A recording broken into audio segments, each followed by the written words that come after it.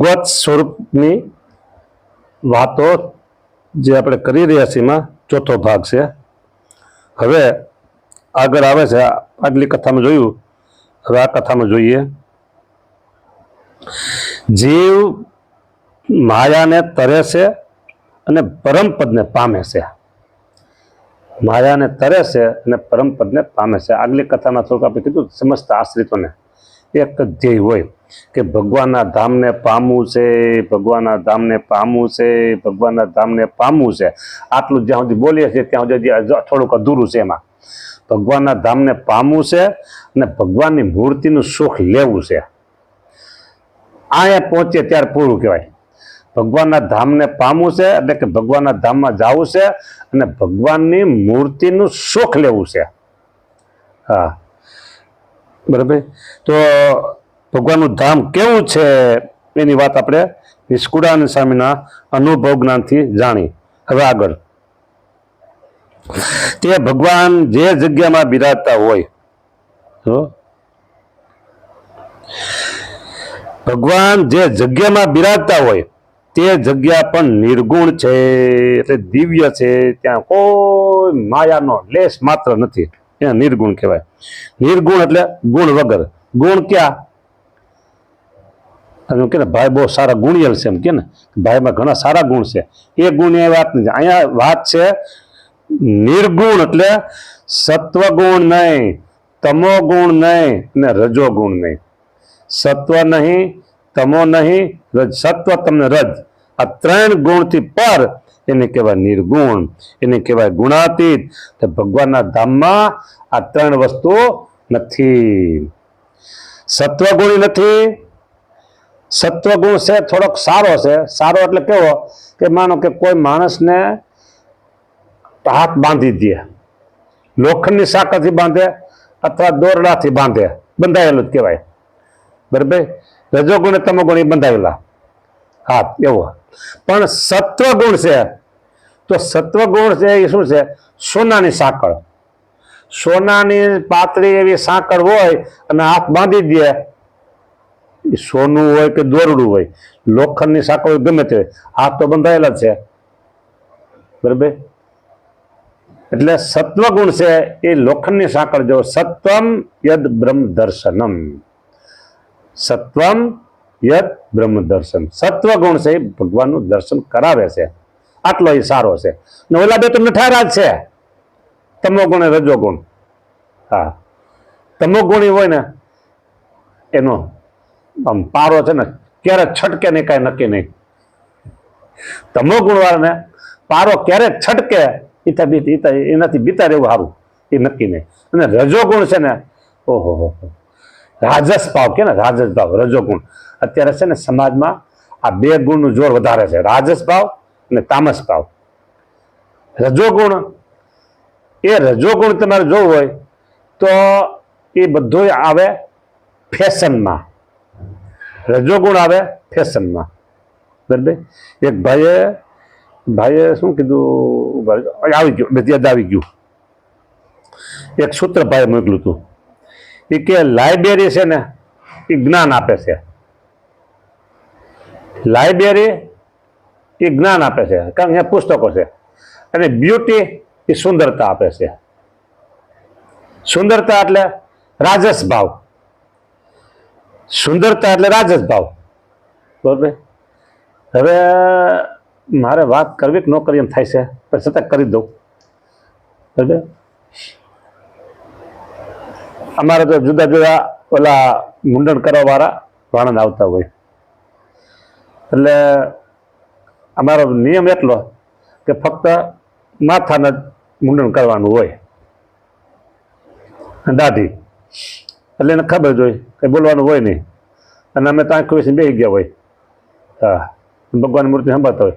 પછી બધું થઈ ગયું એટલે ભાઈએ દાંત્યો લીધો અને મારે આંખોના ઉપરના નેણ એને શું કહે, નેણ કાપ્યા. પછી સાંજે બાળકો બધા આવે. આ મારે રાજેશ ભાવની વાત કરી છે. બાળકો આવે એટલે મને એક છોકરો બીજો નિર્દોષ ભાવ, એ કે સામે નેણ તમારે ન કપાવાય કે. તો મેં ક્યાં કીધું, મેં કઈ પાસે કીધું, મેં કઈ કીધું નથી કીધું. તો મેં કીધું, કેમ ન કપાવે? એટલે એને નામ લીધું કે નેણ તો આ લોકો કપાવે કે આંખ ઉપરની જે પાપણ નેણ છે ને એ કે આ લોકો કપાવે, એનું નામ લીધું હતું. એમ સારું લ્યો. એટલે આ વખતે પછી મેં શું કીધું પણ મેં કીધું નેણ કપાવતા ને કીધું, નેણ કાપતા ને કીધું કીધું મને છોકરા ના પડે કે નેણ આપણે પુરુષે ન કપાય કે. હા એ પછી એમ કરતા એ ભાઈએ પછી વિગતવાર વાત કરી બ્યુટીની. મને કાંઈ ખબર નહોતી, હું તમે નિર્દોષ ભાવથી વાત કરું છું. એટલે બધી વાત કરી. પછી વાત કરતા કરતા સ્વામી એમાં તો આટલા રૂપિયા, હા આટલા રૂપિયા હોય કે બ્યુટી વાળાની બધી. મેં કહ્યું પછી એને તો બધી વાત કરી મેં જાણવા માટે મેં બધી વાત સાંભળી. એને કઈ નિર્દોષ ભાવ હતો પણ એ બધી મારે બોલવું નથી. બ્યુટી પાર્લરની વાત બધી એને કરી. મેં કીધું એ ચલાવનાર પુરુષ હોય કે સ્ત્રીઓ હોય એ કે બે હોય? મેં કીધું તો હેદ કહેવાય. કીધું જે હોય તે. હવે મારે એટલું જ અહીં કેવું છે, રાજસ ભાવ એટલે બ્યુટી, તામસ ભાવ એટલે ત્યાંથી લોકો ડરતા રહ્યા. અને સત્વગુણ શાંત સમુદ્ર હોય પણ શાંત હોય એવો. બરાબર.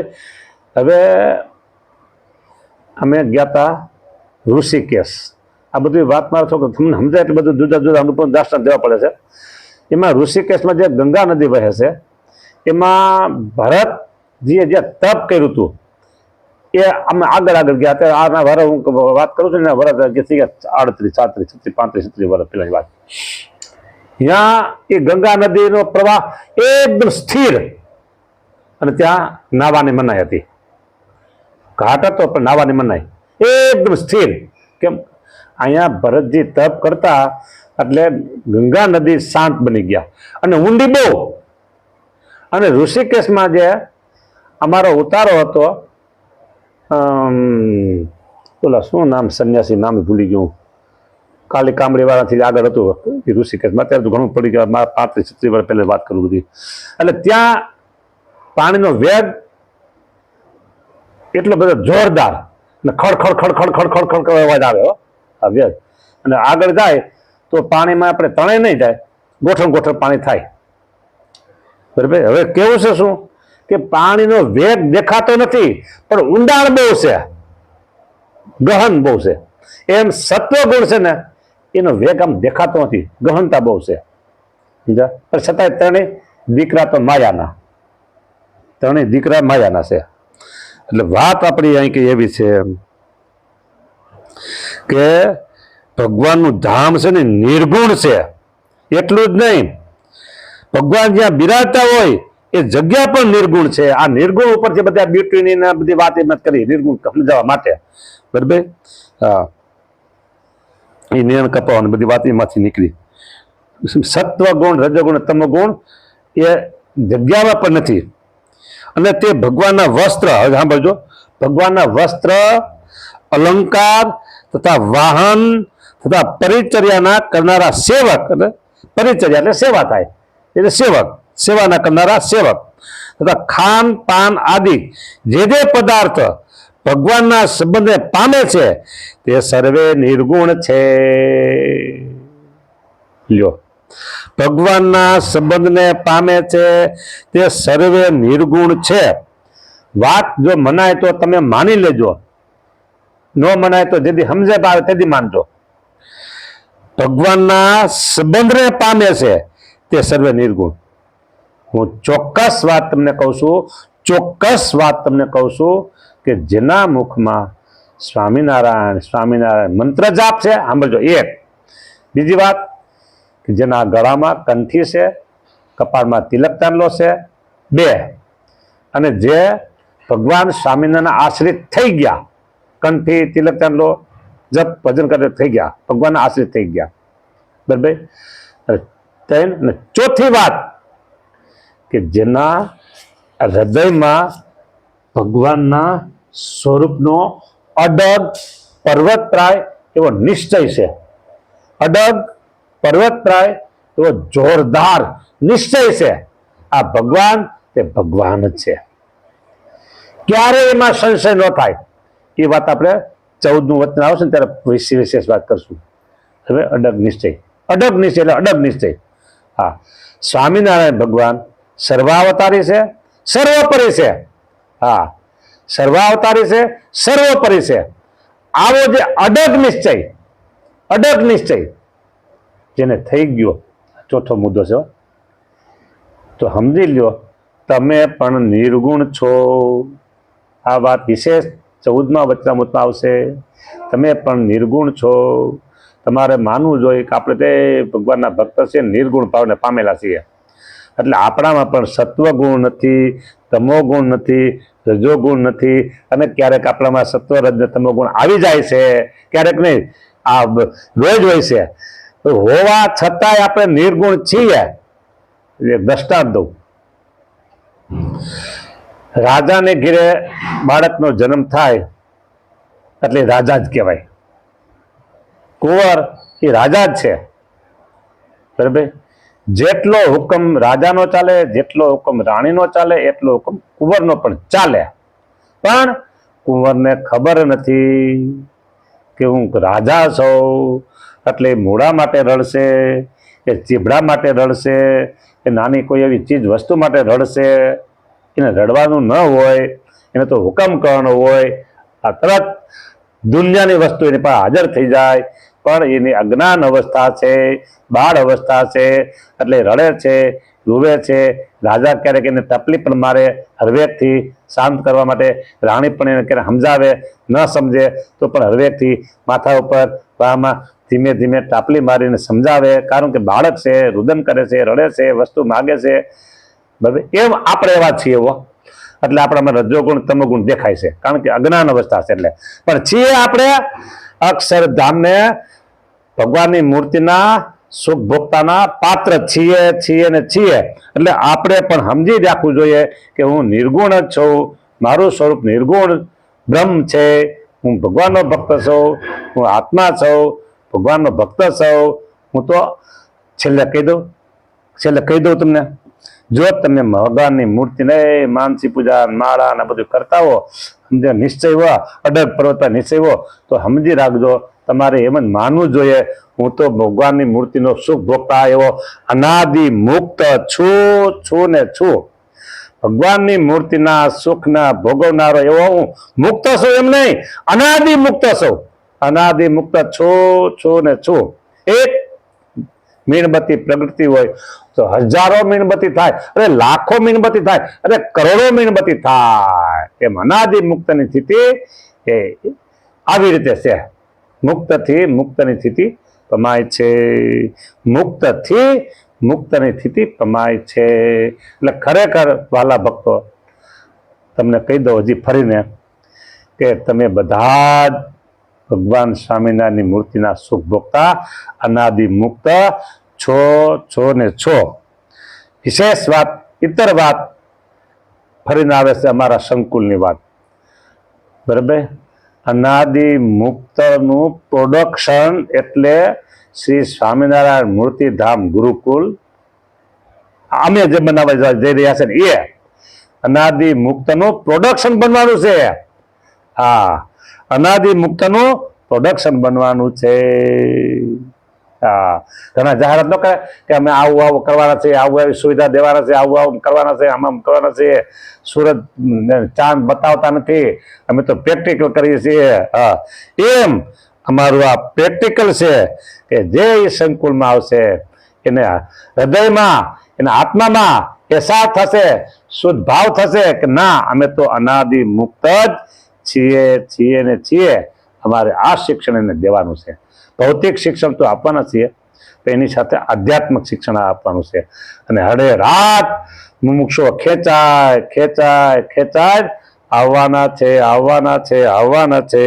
કોઈ પાર્ષદ બનશે, કોઈ સમર્પણ સેવક બનશે, કોઈ સાધુ બનશે, કોઈ બ્રહ્મચારી બનશે. આ પુરુષ વર્ગનું જે સંકુલ, એવી જ રીતે મહિલા વર્ગનું સંકુલ, એમાં પણ ખેંચાય મુમુક્ષુઓ જે હશે એ પણ એમાં આવશે. હા, આ બધું અત્યારે અમે બોલીએ છીએ, બરાબર. અને 2027 ને 29 સાલ થશે ને ત્યાં તો તમે જોશો, ઓહો સ્વામી બોલતા હતા 2025 સાલમાં, આ તો મૂર્તિમંત અત્યારે દેખાય છે. તમને સાથે અહેસાસ. 5 વર્ષ 10 વર્ષનો અમારો વાયદો નથી, અમારો વાયદો 2 વર્ષનો જ છે. હા, 3 વર્ષનો 2 વર્ષનો વાયદો છે. એટલે અનાદિ મુક્ત આપણે છીએ એમ તમારે બધાએ મનમાં માની લેવાનું છે. રજોગુણ હોય, તમોગુણ હોય, સત્વગુણ હોય, કામ ક્રોધ લોભ બધું હોય, છતાંય માનવાનો કે હું તો અનાદિ મુક્ત જ છું. જેમ રાજાના કુંવરને એમ છે કે હું તો કુંવર છું જ, રાજનો અધિકારી છું જ, એમ એ રડતો હોય ને તો એમ હોય એ રાજનો કુંવર જ છે. બીજા માને ભાઈ રડે છે ભલે રડે, એ રુદન કરે છે, વસ્તુ પદાર્થ માગે છે, પણ છે તો રાજનો અધિકારી, રાજા જ બનશે. એમ આપણે અનાદિ મુક્ત બનશે એમ નહીં, છીએ જ. આ વાયદા નથી વાત, વાયદાની વાત નહીં, છીએ આપણે છીએ. જો એટલે ભગવાનના સ્વરૂપને પામે છે તે સર્વે નિર્ગુણ છે. સ્વામિનારાયણ ભગવાનની વાત છે. એવી રીતે જેને ભગવાનનું સ્વરૂપ જાણ્યું તેને અમારી પેઠે, ભગવાન સ્વામિનારાયણ કહેજો, અમારી પેઠે જ પંચવિષયમાં ક્યાંય પ્રીતિ રહેતી નથી ને તે સ્વતંત્ર થાય છે. બોલો આમાં હું બાકી રહ્યું કયો? એવી રીતે જેણે ભગવાનનું સ્વરૂપ જાણ્યું, આગળ કીધું તો જાણ્યું, તેને ભગવાન સ્વામિનારાયણ બોલે છે અમારી પેઠે, એમને અમારી પેઠે જ, એટલે ચોક્કસ પાકું પેઠે જ પંચવિષયમાં ક્યાંય પ્રીતિ રહેતી નથી ને તે સ્વતંત્ર થાય છે. હવે આવો થઈ ગયો, પંચવિષયમાં પ્રીતિ ચડી ગઈ, હવે ઘરે રે ખરા? ભાગે જ ઘરના બંધનને તોડી અને ભાગે જ ક્યાં જાવું તમે ઉતાવળા થતા નહીં તમે 2 વર્ષ જાળવી જાજો, 2 વર્ષ જાજો. પછી તમારા માટે અમે સંકુલ તૈયાર કરી રહ્યા છીએ, જબરજસ્ત સંકુલ, સાધુઓનું, પાર્ષદોનું, બ્રહ્મચારીઓનું ને 2 વિભાગમાં થશે. જય સ્વામિનારાયણ.